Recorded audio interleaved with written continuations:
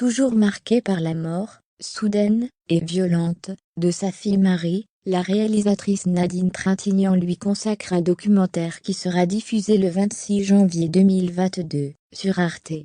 Elle a évoqué son projet dans les pages de Téléstar, et a notamment relaté le dernier SMS reçu de la part de la défunte comédienne. Marie Trintignant est morte le 1er août 2003, à seulement 41 ans.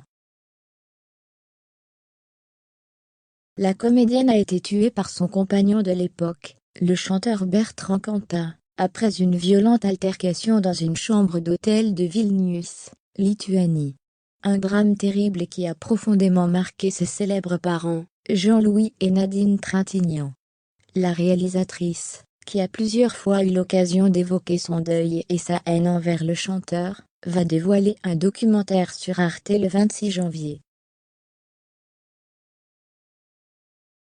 Les téléspectateurs pourront découvrir, dès 22h45, Marie Trintignant, Tes rêves brisés.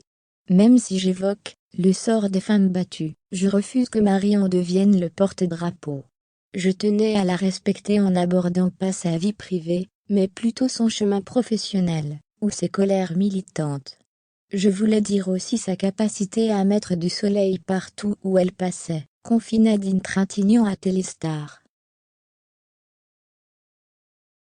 Mais impossible pourtant de ne pas revenir sur le parcours intime de Marie, qui tournait alors le téléfilm Colette, une femme libre au moment de sa mort. Ainsi, la mère éplorée se souvient de l'emprise de Bertrand Cantat, quasi blacklisté du show business depuis sur Marie. Un soir, je me suis même mise en colère, car elle m'annonçait vouloir arrêter son métier pendant 2 ans, au prétexte de s'occuper de ses 4 fils.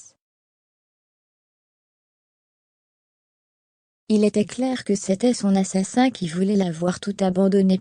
Nadine Trintignant, qui refuse depuis la mort de sa fille d'utiliser le nom du chanteur quand elle l'évoque, a aussi dévoilé que Marie lui avait envoyé un terrible SMS 2 semaines avant le drame.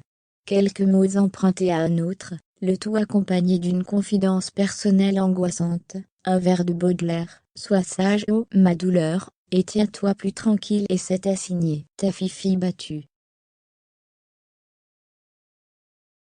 À ce moment, la réalisatrice se faisait déjà un sang d'encre, mais avait été finalement apaisée peu après, lorsque Marie lui avait assuré que tout était arrangé dans son couple. Nadine pensait alors naïvement que le couple avait rompu, et que Bertrand Cantat avait accepté la situation. L'histoire lui a malheureusement donné tort,